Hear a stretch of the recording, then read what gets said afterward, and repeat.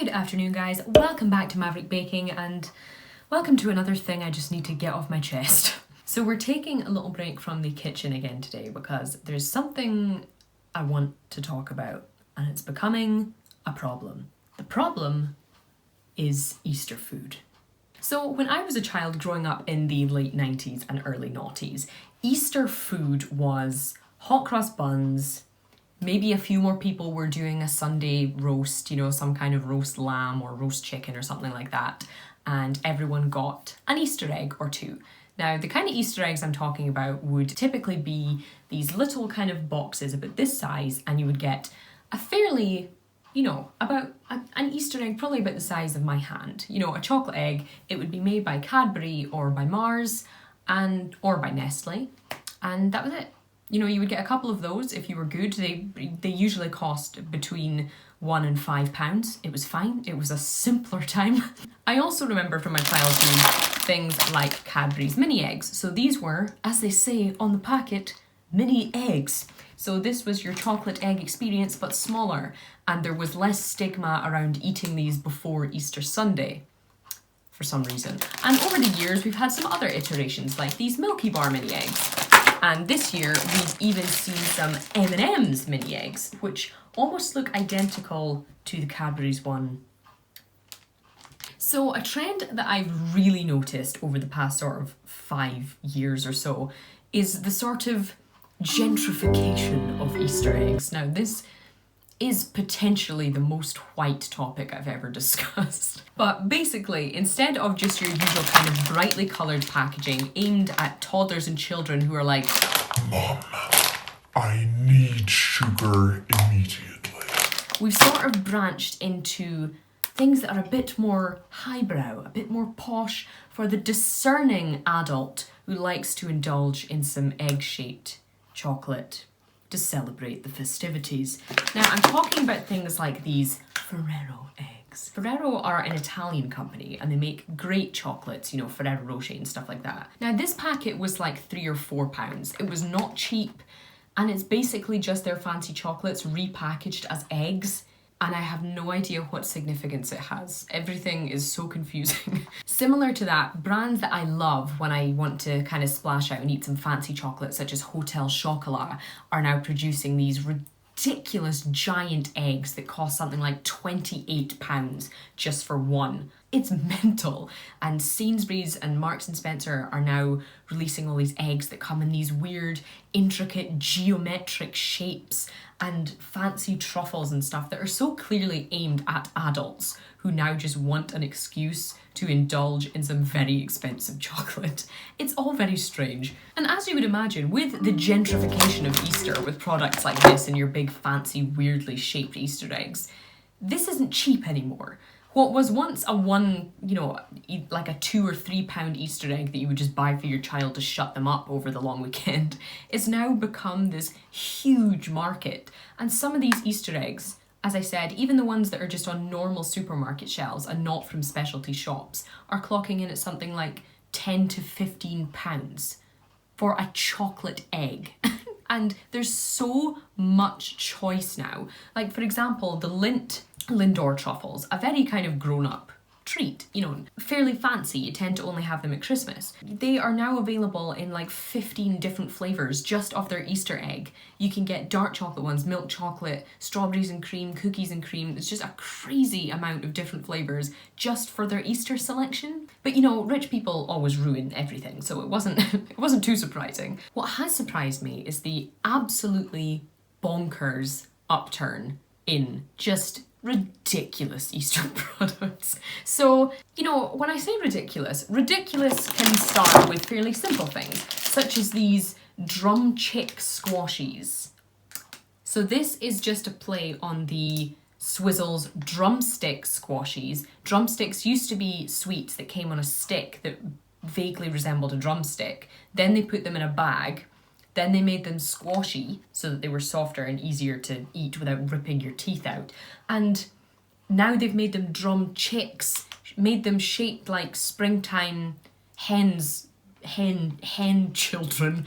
And that's apparently now an Easter product. So we got from Jesus to egg to chocolate egg to this. You know, aside from this, the Americans have decided to chime in, as they always do, and they've brought out things like Reese's peanut butter eggs, despite the fact that that product is cup-shaped. No idea. We've seen Cadbury bring out cupcakes. So they've just put the Cadbury's cream egg onto a cake and called it an Easter product. Again, Jesus, chocolate, egg, cake. No idea. And it's not just the chocolate eggs that are becoming ridiculous. Hot cross buns are also just being assaulted with ridiculousness nowadays. So if you walk into any shop, and I'm mainly looking at you, Aldi and Marks and Spencer, you can walk into any supermarket and you will be able to find at least 5 different flavours of hot cross bun. So instead of just the usual delightful product that is this soft, fluffy bread flavoured with orange zest and currants and lots of other lovely spices. Simple but delicious and lots of flavour going on. Now you get salted caramel, you get chocolate and orange, you get apple and cinnamon, and all these other weird, unseasonal, entirely unrelated flavours. And nowadays, you can even buy yourself a hot cross loaf.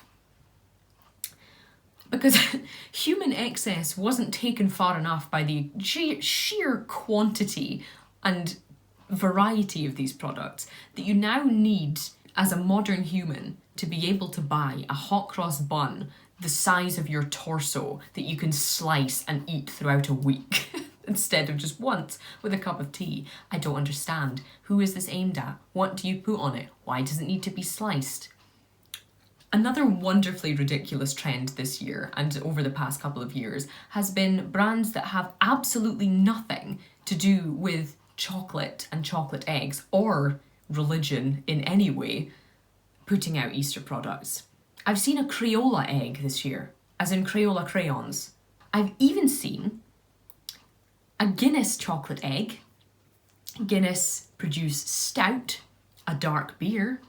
No idea what that's got to do with anything. I've seen a Love Hearts chocolate egg.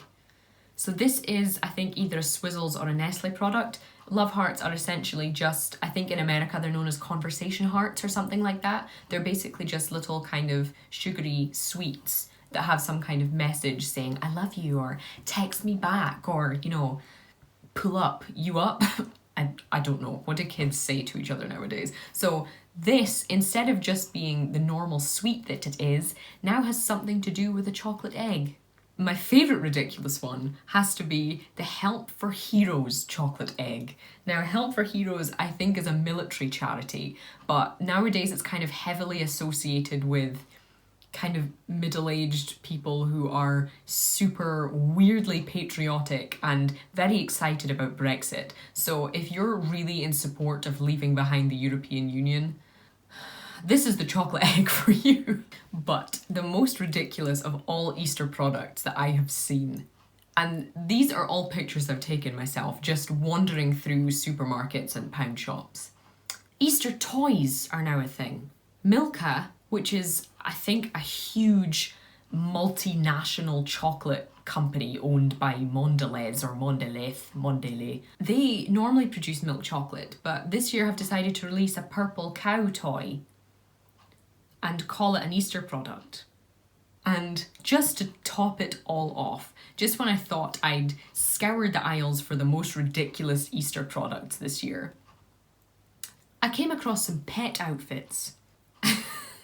So in Home Bargains, you can buy your dog a bunny outfit or a squeaky Easter chick, just to help celebrate the festivities that again has something to do with Jesus coming back to life.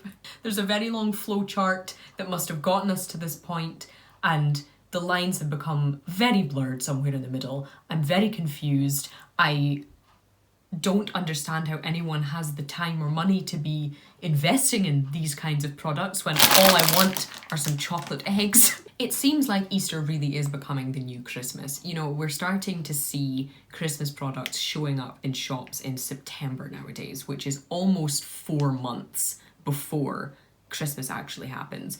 Easter seems to be doing the same. Easter products like mini eggs and cream eggs and all of these assorted sweets I showed you are now showing up on the shelves from January.